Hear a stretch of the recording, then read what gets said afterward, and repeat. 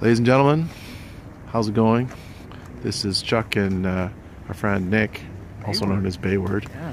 Living in a van in some ways is unhealthy because when you're in a house or apartment, you're walking around. You're going from the bathroom to the kitchen to the couch, right?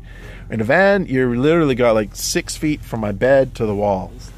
So you're not getting nearly as much exercise in that way. That's why I like to get out of my van. That's why I sign up to Tai Chi classes and the other classes. Because I'm getting out, I'm getting that movement.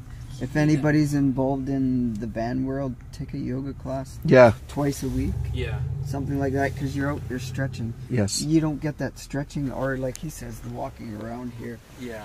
You don't get it. But that's other hand, I'm walking to Starbucks every day. And I'm walking across a long parking lot. I mean, how much? I mean, I can get one of those. What are those gyrometers you put on your waist? Yeah, but that's measures walking, how many but steps your you take. body needs more movement. It needs. Yeah, you're right. Like again, I'm involved in dance. I'm out. My legs are getting that. Yeah. My body's getting the exercise and the workout. I'll do dance twice a week. I'll do Tai Yeah, Chi that's twice excellent. a week. So I'm always out and about. Yeah. It affects your overall mental health as And well. Right? that is huge. Yes. Yeah. You can't stay in a van 24/7 like you can in a house. I know some people do. Rolling Earthship posted that he stayed in his van for 3 days once without leaving. Oh yeah. I can't do that. Yeah. I would seize It's up. easy to do though. It's so comfy in here. It's your little code. Yeah. You can easily forget about the world outside. That's true. But you will become unhappy and unhealthy. Well, if it's you just, don't you stay. need to socialize Yeah, too. you do. I don't want to live like, and in fact, one of the benefits of being in a van is, I know that if I lived in an apartment, I would just sit in front of the freaking computer all day. Yeah. This forces me to get out Yes. and do Yeah, things. I agree with that. I think it's a healthier lifestyle overall. Overall, if I you're think so, responsible yeah. and you get your exercise. I agree.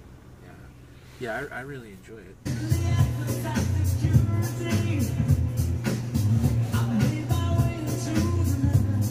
How do you feel about Van Dwellen? Do you miss anything like in the apartment lifestyle?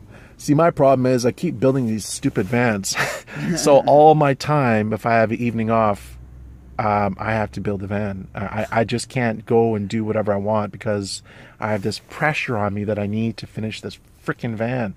The fourth one, 2.5 years. I've never stopped building vans Yeah. since I started, except for the time when I finished my Connect from like March till May of last year. Oh wow. I guess it was June. I sold it in June, but It's nonstop. so it's nonstop. But what I want to do is use the van as a vehicle to be more social because you can't stay in the van. Look what we're doing. Exactly. We're socializing, guys. This is healthy.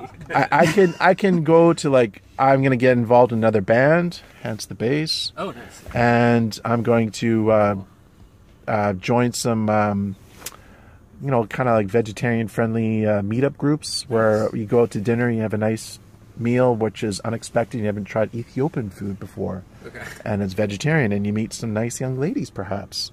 Not that I'm really interested in that, but it's something positive, and it's getting out there and getting social. So, as far as the apartment life or just living in a house, what if you were to meet one of these young ladies and you took an interest in her? She probably wouldn't be too hip on van life. No, she Would you wouldn't. do it for a girl move back into an apartment? Like, I guess it depends.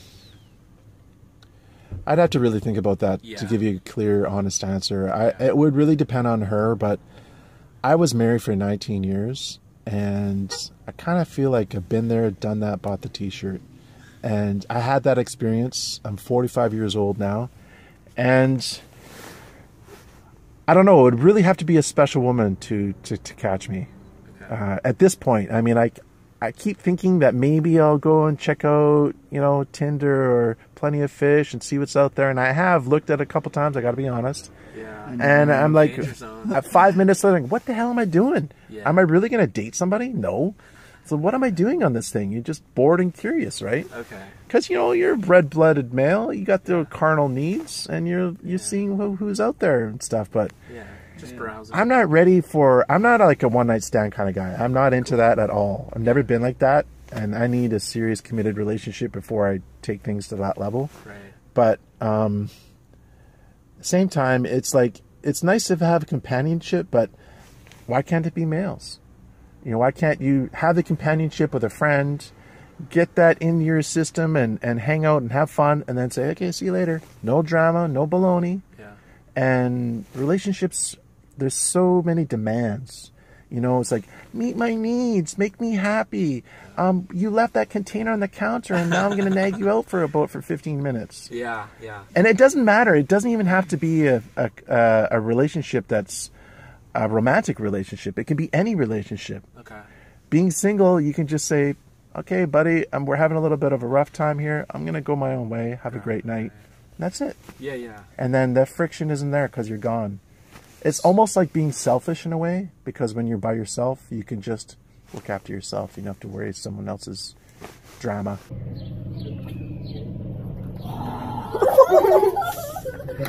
There's the exceptional people that can be together and not have that drama. There's some that realize more of the truth, or higher enlightenment, you want to call it, and don't feed into that crap. Yeah, but it's the exception, Hard not the to rule. find, yeah. It really is. I've met some women at work that I'm like, wow, she is really awesome, and I would love to go on a date with her. But there's a number of reasons why I never pursued it. Number one, I wouldn't want to date somebody at work. Number two, the van thing is a problem. I mean, I couldn't imagine saying, oh, by the way, because then they're going to say, oh, where do you live? Yeah. And say, well, I live in the Vancouver area. Oh, really? Whereabouts?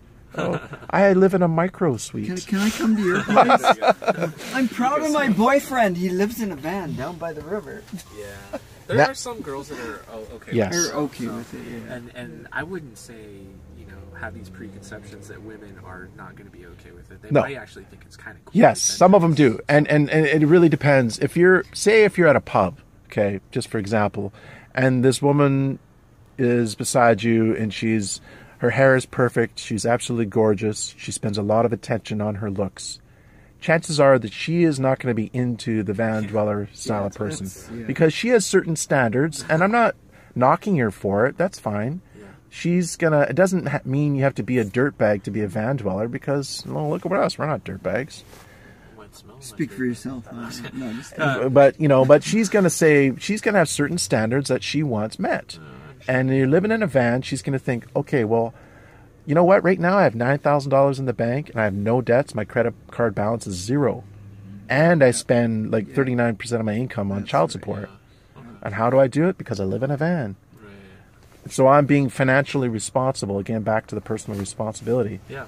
And whereas these people who drive in like a $50,000 Mercedes and they have like a $400,000 condo and they got the best of everything, they're in debt up to their neck. Yeah, exactly. But and the thing is, they're locked into their job that way. Yes. We have freedom. Yes. If I want to quit my job, I can walk away, and I got money. I got no problem. I don't have to worry about being locked into a crap job. Right. Yeah. So. Say yo mama. Yeah, mama. Say duh. Duh. So how do you feel about the Propex and the Wabesta? We talked about it a little bit, but would you consider installing that? I'm considering it right now. Okay, you're But researching it. my problem is this. What? Because what I really want is a fridge. Because I think I will eat healthier if I was cooking once my counter is made and everything's ready. What did you mean? What were you pointing at this? My amps. Okay, you just don't have enough with the solar. If I had a fridge and a heater that required energy to run, and if I want to have lights on, and I want to power my drill, and I want to power my phone, all that stuff accumulating is going to use amps. So the heater is the one thing I can really play with, where I don't really need to use a heater that draws power. I can use one of these radiant heaters. Okay. On the topic of heaters, I'll share with you a new idea I have. Okay. Instead of getting a Propex, I could get a second Wave 3. And what this does, this is a whole new thing. You're here to hear, folks. So now you have 1,600 BTUs, you have 3,000 BTUs, you have 4,600 BTUs, you have 6,000 BTUs when you have two heaters running at once. And you're saying, what awesome Mitch, why do you need two heaters? Because once in a while, there will be ice outside, and it's going to be damn cold out there when it's like -5. It's going to happen. And I want to be warm. I don't want to rough it. I'm not living in a van to rough it. I want to be comfortable. So that means if I have two heaters, I can have that one on, and then I can have some supplementary heat. Oh, I'm I always like going to be this warm. surround heaters. Yeah. Yes. Wherever you go in the van, you got these Toasty little heated warm. spots. Yeah, that's a good idea. Now, I want to thank our friend Explorer Steve for giving me this idea, What? which I just saw on Scott's video, where you have, he actually told me this when I was at the CamperCon, the first one, when he came, and I had the high top van, and he goes, oh, you could get a heater, and you can put it on a TV mount.